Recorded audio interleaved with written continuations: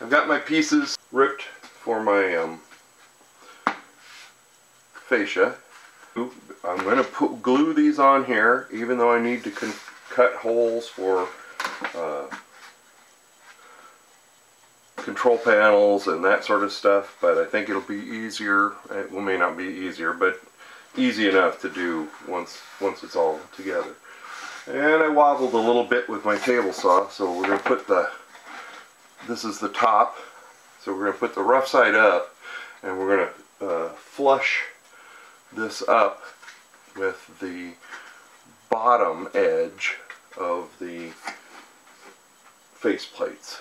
And then that way the scenery will have this rough edge. I can go over it with a little planer. They are a little bit, just a smidge, taller than the face plate, so I left myself that little bit to trim off if I want to.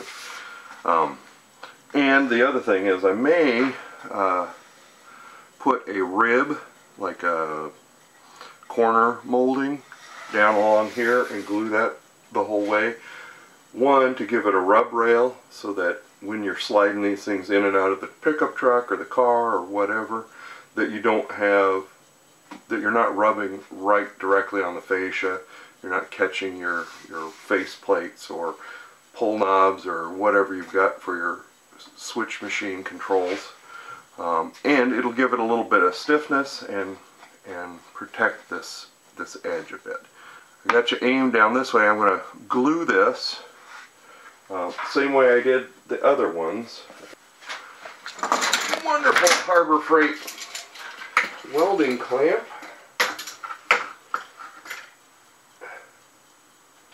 So I can clamp that lightly to hold the alignment. And these are also a little bit longer than the faceplate. I don't know if you can see that.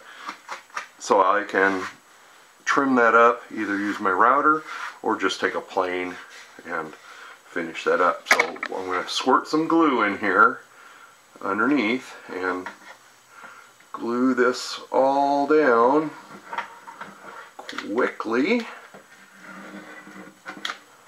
and then I will clamp it. Put clamps in there.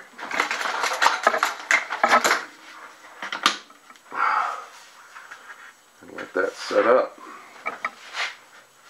And I'll also put a couple of staples in there, although it's probably pretty strong the way it is.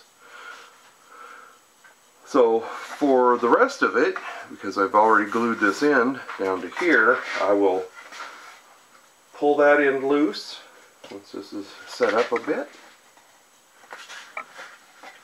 Pull this clamp off and just squirt in here. I'm going to lay it back down. Okay, so you can see that this is a little bit wobbly still, right?